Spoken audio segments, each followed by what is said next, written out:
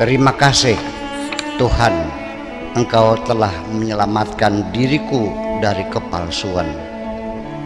Setiap cinta ini kuberikan kepada siapapun, di penghujungnya selalu mengecewakan.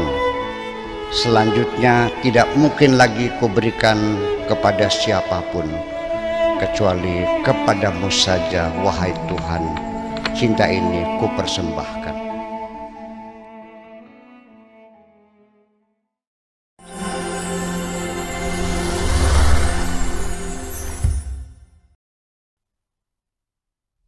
Dalam hidup di dunia ini, ada 2 episode yang kita lalui. Episode pertama, kita habiskan untuk menghimpun semua kenangan-kenangan berserakan. Episode kedua, kita menghamburkan waktu dalam usaha untuk melupakan. Betapa aku berharap, wahai kekasihku, dapat mendelete memoriku, supaya aku bisa melupakan semua kenangan dalam hidupku. Seperti engkau telah menghapus riwayat hidupku dari hatimu. Tidak usah capek-capek memaksakan dirimu untuk setia, wahai kekasihku. Hampir semua orang sekarang ini mendekati dirimu hanya bila ada maunya. Yang jelas-jelas cita-citamu tidak akan sirna begitu saja, selagi engkau masih menyimpan praduga baik kepada Tuhan. Dulu aku menduga perpisahan kita akan merenggut nyawaku. Akan tetapi ternyata lebih baik daripada selalu bersama, tetapi sama sekali tidak ada penghargaan. Ketika engkau mengambil keputusan yang benar dan rasional, sudahlah abaikan saja bisikan-bisikan perasaanmu. Mungkin engkau merasakan sakit di hati sehari, seminggu, sebulan, sampai setahun. Keputusan yang rasional dan benar jauh lebih baik daripada engkau sakit hati seumur hidup, menyesali keputusan yang salah. Hanya karena ingin menyenangkan seleramu. Hati perempuan selalu serba salah kecuali menyangkut perasaannya. Bila engkau tidak mampu membungkam mulut orang-orang yang mempergunjingkan dirimu, maka sebaiknya menurut pendapatku, engkau sumpal saja telingamu dengan kapas, sehingga engkau tidak dapat mendengarkan suara mereka. Selama engkau bersama dengan teman-temanmu, mereka tidak mengerti bagaimana merawat kenyamananmu dalam kebersamaan dengan mereka. Tetapi ketika engkau berpisah dengan mereka, baru mereka memantau dirimu dari kejauhan. Yang aku idamkan, wahai kekasihku, adalah seorang kekasih yang ketika ku beritahukan bahwa aku ini mempunyai perangai yang buruk, tetapi ia menanggapinya dengan tersenyum. Aku tahu semua tentang perangaimu, tetapi aku tetap mencintaimu apa adanya. Lebih baik aku deklarasikan saja pemberontakanku pada kehidupan di dunia ini, sehingga tidak dibutuhkan lagi ada orang yang empati terhadap kesedihanku. Tidak pula ada orang yang mengusap air mataku. Tidak perlu lagi ada orang yang mau mengerti alasanku. Bahkan tidak perlu lagi ada orang menegurku. Dunia sekarang sangat aneh dan ajaib. Orang yang sudah kaya raya dengan teganya mencatut uang rakyat yang miskin. Selanjutnya, orang miskin malah didorong supaya rajin bersedekah. Lebih baik aku isi saat-saat tidak ada kesibukan untuk belajar dan belajar.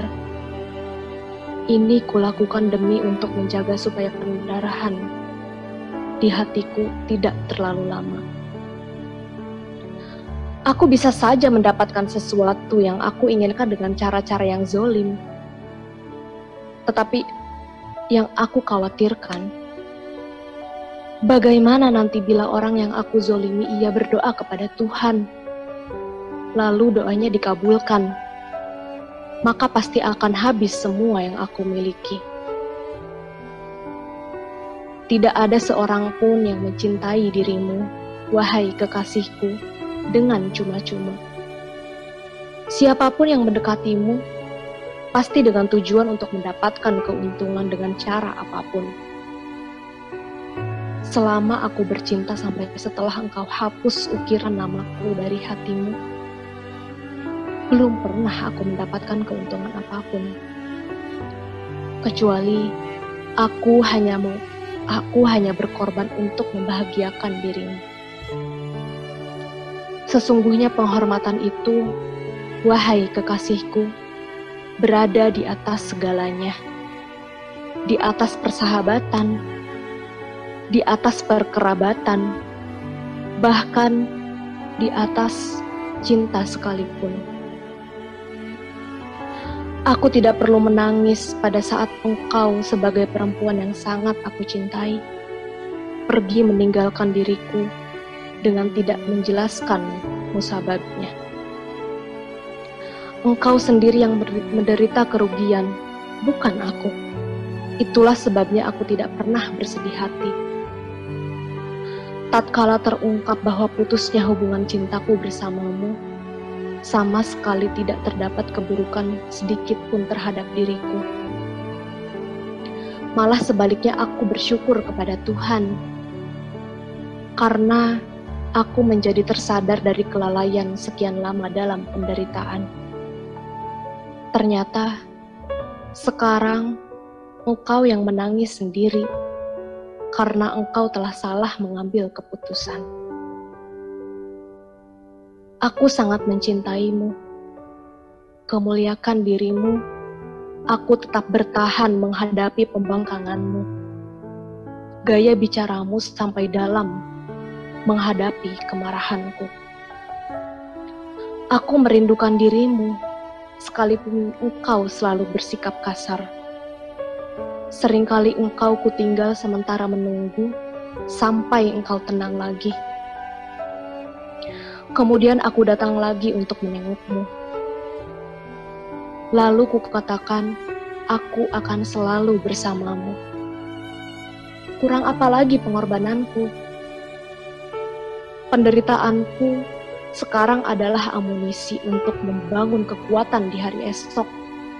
Setiap kali aku menghadapi penderitaan hari ini, membuat aku semakin kuat di hari esok.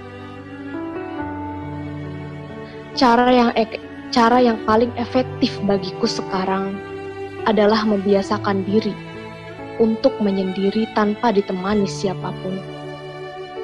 Adalah lebih baik daripada berada di tengah makhluk-makhluk yang temperamental dan mudah bertengkar. Sehingga dengan demikian, terkadang terpikir dalam diriku, mungkin perlu ada kuburan di dalam hatiku ini.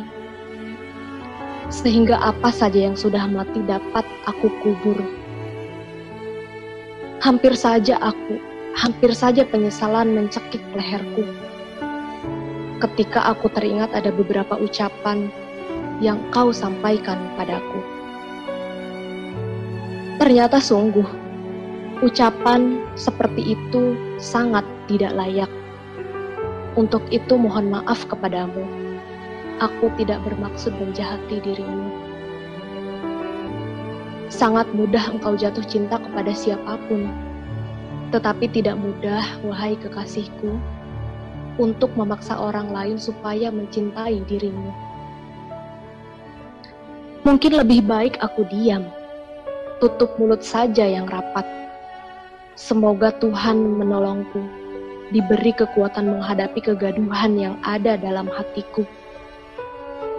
Semoga Tuhan membuat cinta yang ada di hatiku ini lebih kuat dalam menghadapi pahit dan getirnya kehidupan ini.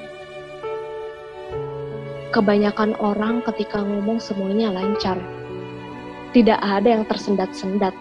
Akan tetapi, ketika diaplikasikan dalam bentuk perbuatan akan terlihat semua terhuyung-huyung.